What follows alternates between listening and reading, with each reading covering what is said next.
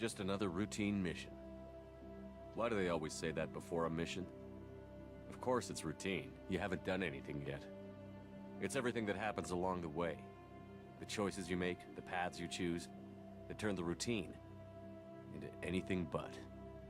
Of course, that's how it started. A routine mission, answering a distress call. And look where that got me. We were testing out the Normandy, Captain Anderson's new ship, when the distress call came in. An Alliance patrol on Eden Prime had been attacked. They'd seen something they couldn't explain. And whatever it was massive. I hit the ground with my lieutenant, Caden Olenko. A good kid, loyal, by the book, with a talent for biotics. We came across the lone survivor of the patrol, Gunnery Chief Ashley Williams. A soldier to the core. Tough, disciplined, ready to take on whatever came her way. Ashley joined up with us and took us to the spot where she lost her squad. That's when we saw it. The ship. Like nothing I'd ever seen. It was massive, scorching the colony and everything around it as it blasted away. We followed the path of destruction to an artifact, a beacon left by a long-dead race called the Protheans. The colony had dug it up, and whoever attacked them had tried to take it. Chief Williams made the mistake of getting too close. It hit her with some type of energy. I grabbed her and threw her out of the way. That's when it hit me. Hard. Every muscle in my body went rigid. I couldn't move, could barely breathe. Everything went black. And then I saw something. A vision. Dream. A nightmare. By the time I woke up, we were halfway to the Citadel on our way to meet the Council. I was expected to explain what I'd seen. Anderson came along. So did Adina, our political representative on the Citadel. With those two heavyweights, it seemed reasonable we could persuade the Council that the ship we'd seen was a potential threat. As was the individual behind the attacks. The main suspect for the Eden Prime massacre was a Turian Spectre named Saren.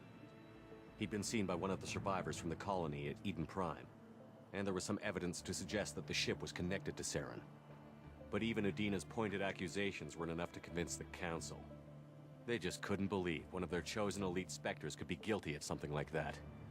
They needed proof, which meant I needed proof. Fortunately, I wasn't alone in my search. Garrus, another Turian, wanted to help.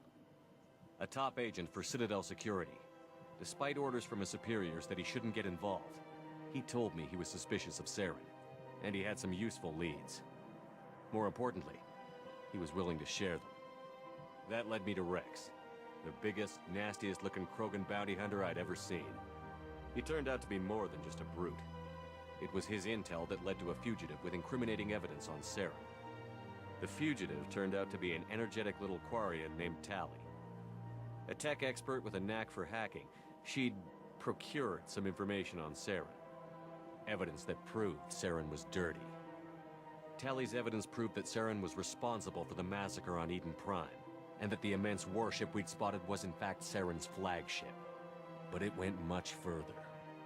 Saren was trying to find a way to bring back a race of sentient machines from dark space. Machines allegedly responsible for cleansing the galaxy of all organic life. These Reapers were blamed for wiping out all life 50,000 years ago, including the Protheans, then disappearing back through the mass relays to dark space, leaving no trace they'd ever been. That explained why Saren was after the beacon, and it made some sense out of my visions. But not much else. We couldn't convince the Council that the Reapers were a threat, but they agreed Saren had to be stopped. They stripped him of his Spectre status and gave me the honor of becoming the first human Spectre. My first task? Bring down Saren. Anderson decided to stay behind, giving up his ship, the Normandy. He told me I would need it more than he would. He also pointed me in a direction. Liara, a Prothean expert, adept in biotics, and maybe most importantly, daughter of Benezia, Saren's top lieutenant. And like most Asari, as beautiful as she is intelligent, and born with a unique ability to meld with other species. Liara was able to help me decipher some of the vision the beacon had given me. Nothing concrete, but it gave me some clues. And a new appreciation for the Asari. Her technique for accessing my vision was unexpected, but not at all unpleasant. Ashley was a little concerned about the connection I shared with Liara. As commander, I knew either relationship had the potential to interfere with the mission. Alright, so I see what we're doing here. So, because I'm not importing my Mass Effect 1 character, it's letting me choose. So, who do I want to have a relationship? I'm going to choose Ashley because, do you know what? I've always done it with Liara in the past, so let's do Ash. I told Ash I wasn't interested in Liara. I had my eyes on someone else. But we agreed we wouldn't let it get in the way of our mission. Finding Saren. Thanks to Liara's help, we had our next lead. Benezia. Saren had taken her to Novaria, where he'd enslaved a dangerous race of insect-like creatures, the Rachni.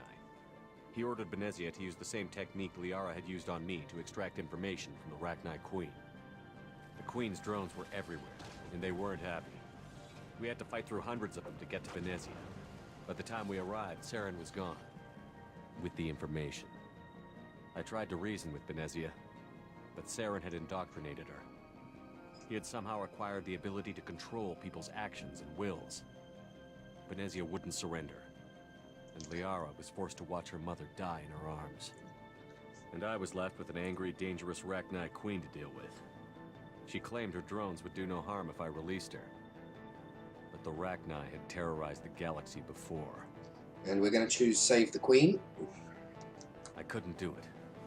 I wouldn't doom an entire species for past sins. And the Queen was true to her word. She left and took her army of drones with her. With Saren's top lieutenant dead, he was quickly running out of time and places to hide. I tracked him down at his base on Vermeer, but we soon learned it was more than a base of operations. It was a breeding ground. Saren was breeding an army of Krogan. He'd found a cure for the genophage, a disease inflicted on the Krogan to prevent them from breeding and taking over the galaxy. But the Krogan Saren was breeding were slaves, mindless beasts that obeyed Saren's will. I had to destroy the base, and all its research.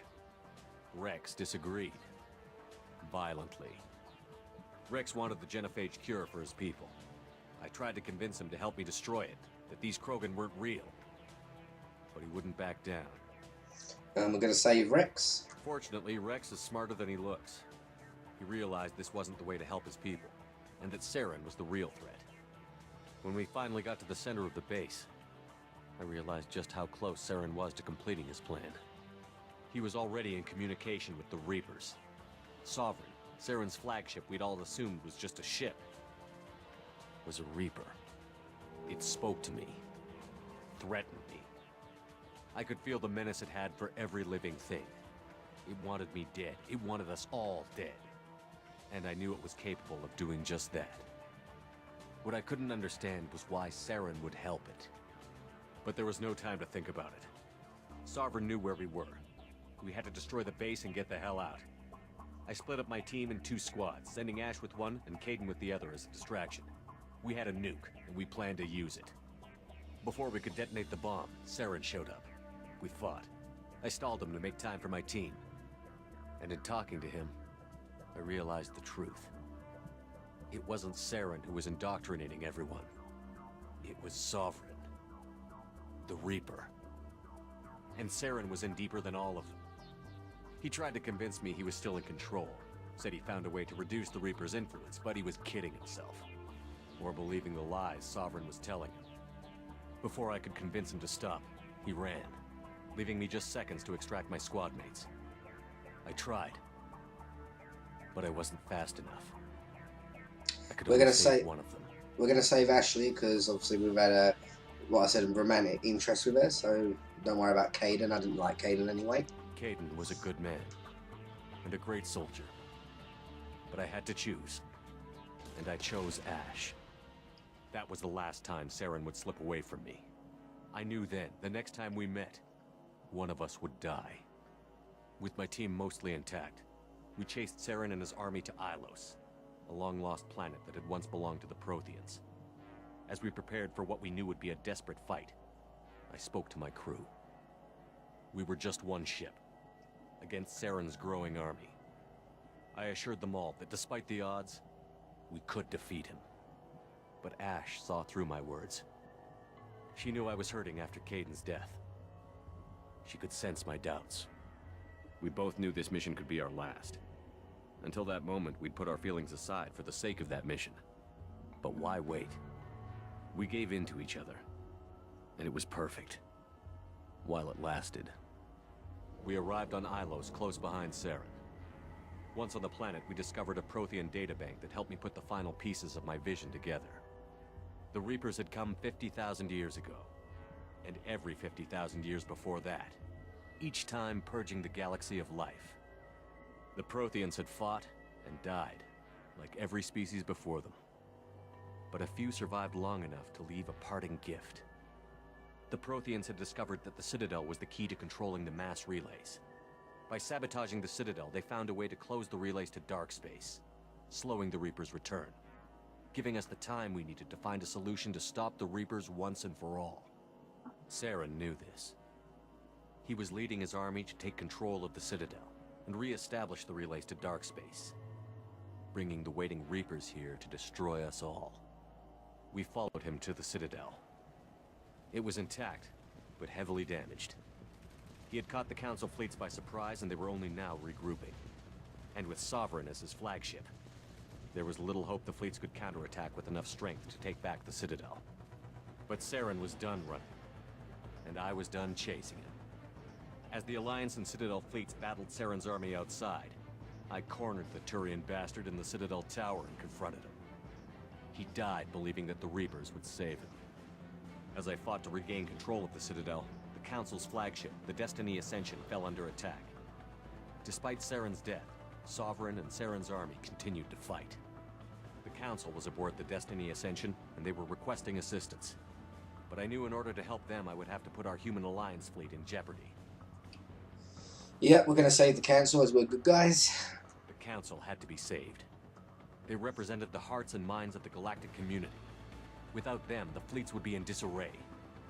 Even with the Citadel back in my control, Saren defeated, and the Normandy leading the combined galactic fleet, the battle against Sovereign, a single Reaper, was relentless. It took the combined fleets of humanity and the other races, but in the end, Sovereign fell. But the costs were immense. While humanity's efforts in the war earned us our first seat on the Council, it was a hollow victory. The Reapers were still out there. I knew the fight was far from over, but as the one who'd led the fight against Saren, I was given new responsibilities. The choice of humanity's first counselor was left for me to decide. On the one hand, Udina, the lifetime politician. Ruthless and ambitious, he would easily navigate the political landmines that would soon be put in front of him. The other choice, Captain Anderson, the career soldier. Tough but fair, but a friend, and someone I could trust. Both great leaders in their own right. We're going to choose Anderson and didn't like Udina. Anderson didn't want the job, which was a sure sign he'd be perfect for it. No ambition to get in the way. The war was over. The threat had passed. In time, the Council would rebuild itself. The Citadel could be repaired. Even the pain of lost friends would fade. But none of that mattered if the Reapers were still out there. And if they were all as powerful as Sovereign, we had to find a way to stop them. I had to find a way. I gathered my crew, took my ship, and went in search of answers. Officially, the Council would only say I was assigned to cleanup duty, rooting out any remnants of Saren's army. Just another routine mission.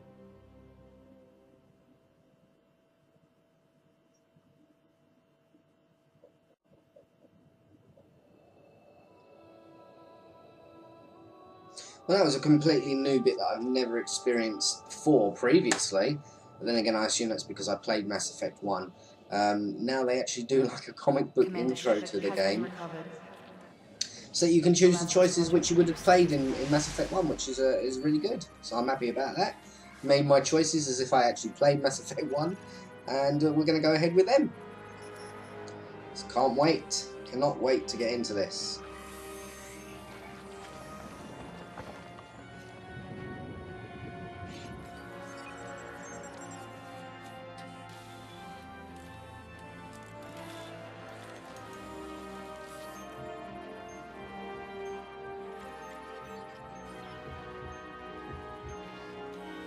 Boom, boom, boom, boom.